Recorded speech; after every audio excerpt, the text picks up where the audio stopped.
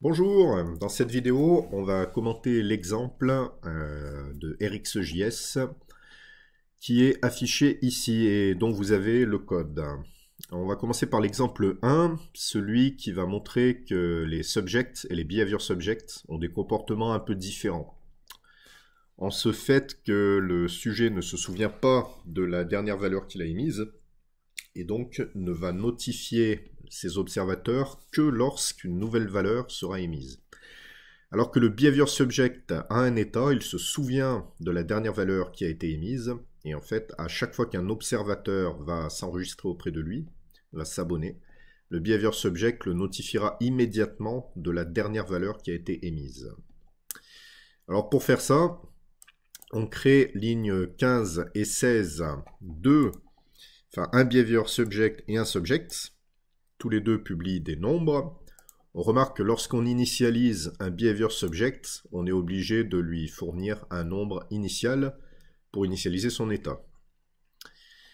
Ensuite, on a des fonctions de log. Ces fonctions de log vont écrire dans la page, sous exemple 1, elles vont écrire en fait ce qu'on demande de loguer. Par exemple ici, la première chose que je demande à faire, c'est loguer snext3, et c'est ce qui s'affiche. J'exécute ensuite snext3 pour regarder si par hasard ça déclenche quelque chose. C'est pas le cas. Ensuite, je log bsnext3. Ça log. J'exécute la commande. Je regarde si ça fait quelque chose. Non, puisque le prochain log c'est subscribe. Subscribe, donc ça veut dire que je m'abonne à ce que va raconter mon sujet S. Et à chaque fois qu'il publiera un nouveau nombre, j'exécuterai la fonction qui consistera à loguer S publie ce nombre. Puis je m'abonne ensuite à BS subscribe. Là on remarque d'ailleurs après S subscribe, j'ai BS subscribe, c'est-à-dire que l'abonnement à S n'a rien produit. Il n'y a pas eu de log. Je m'abonne à BS subscribe. De la même façon, je dirais si jamais BS, le behavior subject, publie quelque chose, que BS publie ce quelque chose. Ensuite, je devrais avoir snext4, mais on remarque qu'entre BS subscribe et snext4, on a BS publie 3. Ce qui montre bien que immédiatement après que je me sois abonné au behavior subject, il va réémettre la dernière valeur, enfin l'état courant, qui est enregistré dans le behavior subject. Le behavior subject ici avait un état à 3, puisque j'avais publié une nouvelle valeur à la ligne 21, qui est la valeur 3. Avant ça, il n'avait prévenu personne, puisque personne ne l'écoutait. Puis ensuite, je vais publier 4 sur le sujet et sur le behavior subject. Donc je publie 4 sur le sujet. Mais maintenant, quelqu'un écoute le sujet, donc immédiatement, on va loguer que S publie 4, avant de publier 4 sur le behavior subject, et immédiatement, on aboutira à ce que BS, le behavior subject, publie 4. Voilà, c'est pour l'exemple 1. Vous pouvez modifier un petit peu le code, faire des tests, éventuellement rajouter des choses. Par exemple, quelque chose que vous pourriez essayer de faire, c'est de vérifier qu'on peut terminer un sujet et un behavior subject. Vous regardez comment on fait pour terminer un behavior subject ou un subject. Alors, l'exemple 2. L'exemple 2, on va jouer avec des boutons et on va montrer ici qu'il est possible de dériver des observables à partir des événements du DOM ou à partir d'autres observables. On va commencer à partir des événements du DOM. On va identifier BT1 et Out1 qui sont en fait les boutons, enfin le bouton qui se trouve ici, et ce bouton, eh bien, il a ici une balise Out qui lui est accolée. Quand je clique sur le bouton, ça incrémente un compteur. Alors comment ça se fait? Eh bien j'ai un compteur ici, NB1 qui est initialisé à 0. Ensuite je vais produire un observable avec la méthode FromEvent. FromEvent est une méthode qui est fournie par RxJS. Regardez, elle est définie ici, FromEvent dans RxJS. Cette méthode prend en paramètre un nœud et un type d'événement, et ce qu'elle va faire, c'est qu'elle va créer un observable d'événement à partir de ce nœud, à chaque fois qu'un événement clique ici est produit. Ça, c'est mon observable. Je m'y abonne tout de suite dans la foulée et je dis que lorsque une nouvelle valeur est publiée, donc un nouvel événement, alors je vais écrire NB1 plus NB1. Donc je vais incrémenter NB1 et je vais l'écrire dans mon output. Ce qui explique que j'ai ce comportement. Bon. Ça, c'est assez facile. Alors, pourquoi est-ce qu'on utilise les from events? Pourquoi il faudrait utiliser ça plutôt que les add event listener? Eh bien, un peu comme je le dis dans le cours, c'est tout simplement parce que ça vous offre ensuite une façon commune de gérer tout ce qui est observable, que ce soit des observables du DOM ou des observables que vous définirez vous-même. À chaque fois, on aura la méthode subscribe, on pourra composer les observables, etc. D'ailleurs, c'est ce qu'on va faire dans la deuxième partie de l'exemple 2. On identifie le bouton et son output qui est ici. Le bouton qui s'appelle 3 clics. Et ici, ce qu'on va faire, on va produire un observable de départ à partir de bouton 2 quand je clique dessus. Et on va faire une dérivation de cet observable, c'est-à-dire on va produire un nouvel observable avec la méthode pipe. Pipe, c'est une méthode des observables. Pipe, ça va permettre d'appliquer une série de transformations à l'observable. Ici, ce que ça va faire, c'est que je vais compter mes observations et je vais les regrouper par bloc de 3. Et je ne publierai une nouvelle observation que lorsque j'en aurai regroupé 3. Alors, qu'est-ce que ça me donne? Si je clique 1, 2, 3, hop, ça incrémente au bout de 3. 1, 2, 3, 1, 2, 3, 1, 2, 3. Ok, ça n'incrémente que tous les 3 fois.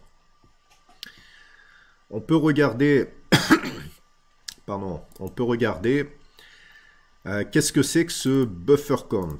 Alors le pipe, ici, donc ça vous dit que vous allez dériver à partir d'un observable autre chose, et là vous dites un petit peu comment vous allez transformer les données produites par le premier observable vers un autre observable. On peut chaîner les pipes, comme ça. Alors regardons un petit peu buffer count, je vous ai mis la doc ici. On retrouve la notation graphique. La notation graphique, je ne l'ai pas inventée. C'est celle qui est utilisée pour décrire les choses dans RxJS. Et donc dans le site ici, dont je vous ai donné le lien.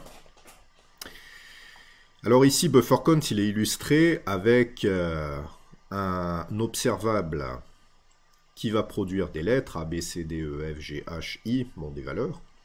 Et BufferCount, il est illustré ici avec deux paramètres, 3, 2. Alors 3, ça signifie qu'il va faire des blocs de 3. Et 2, ça signifie qu'il va réinitialiser le comptage tous les 2 éléments. Bon, nous, on utilise simplement des blocs de 3, et par défaut, il va réinitialiser le comptage tous les 3 éléments, du coup. Alors, comment ça se passe? Ici, vous imaginez que ABCDEF, ce sont des événements, les clics. Donc, je vais avoir un clic, 2 clics, 3 clics. Tout ça, ça va être agrégé en un tableau de clics. Le tableau clic 1, clic 2, clic 3, ABC. Et on publie une valeur.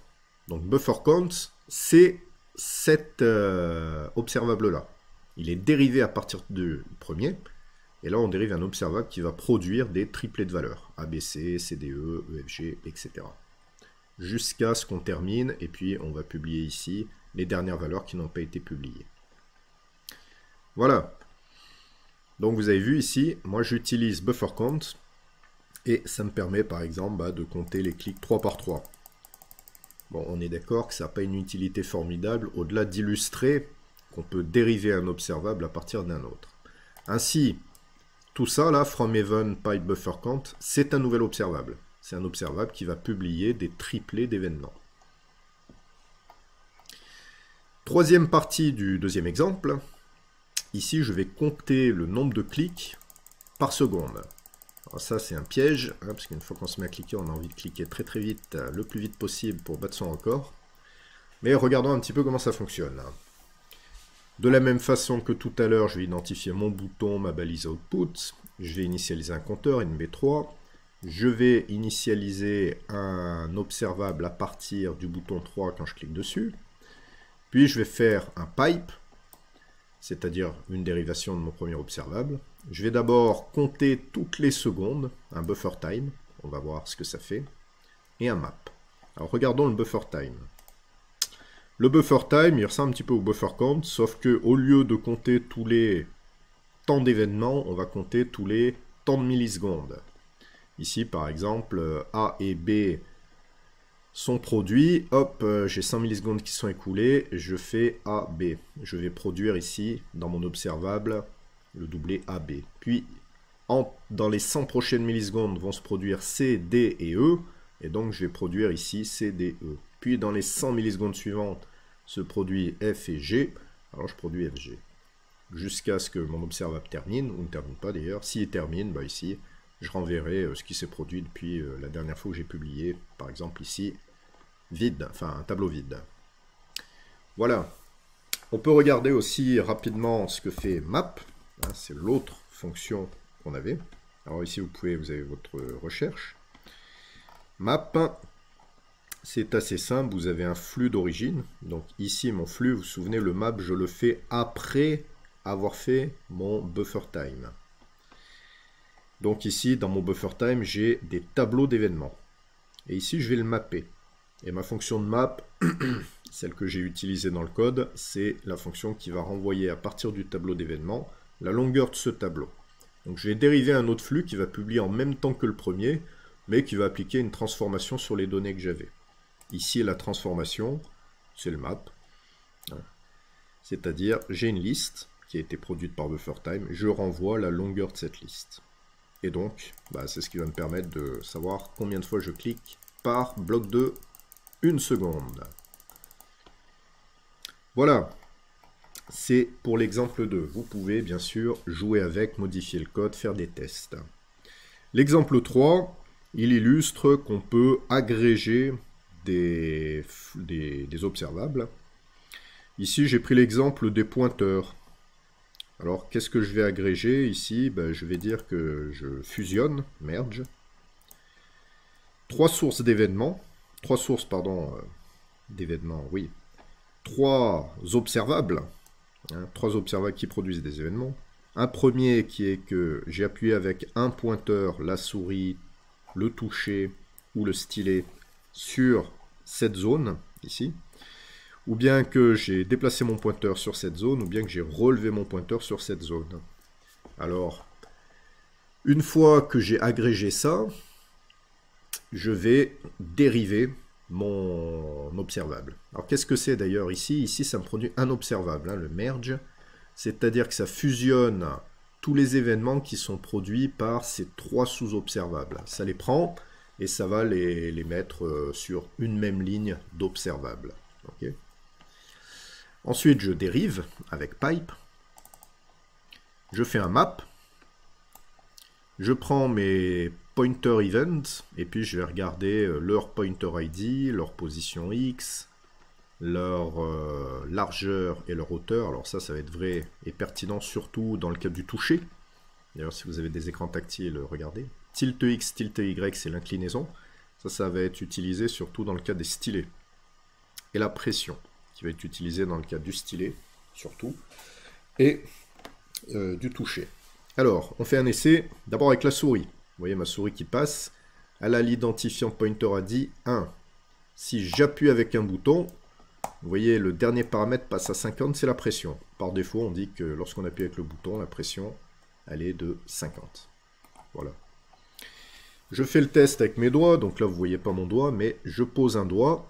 Et ici, qu'est-ce que vous voyez? Donc j'ai une pression aussi qui est à 50.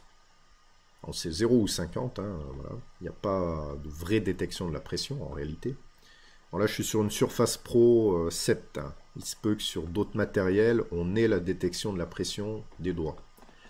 Mais ici, ce qu'on voit surtout, c'est qu'on a la taille, la largeur et la hauteur du doigt. Voilà, là j'appuie petit, là j'appuie plus fort, plus gros. Donc j'ai une empreinte plus large. Hop, et là je me suis retiré. Maintenant je vais essayer avec mon stylet. Donc mon stylet, lui, va me permettre de régler la pression. Là vous voyez le dernier élément, j'appuie plus ou moins fort, plus ou moins faiblement. Là je démarre avec une pression faible, vers en dessous de 20, en dessous de 30, puis forte, au-dessus de 90. J'ai ici une empreinte qui fait une taille de 1, comme pour la souris, c'est-à-dire la largeur et la hauteur du point, c'est 1. Et puis, là, je règle l'inclinaison. Voilà, si jamais vous avez la chance d'avoir un stylet, eh bien, vous pouvez essayer de faire ça. Vous verrez, c'est amusant. Voilà, ça termine cette vidéo. Amusez-vous bien avec ce code. N'hésitez pas à le modifier et à poser des questions.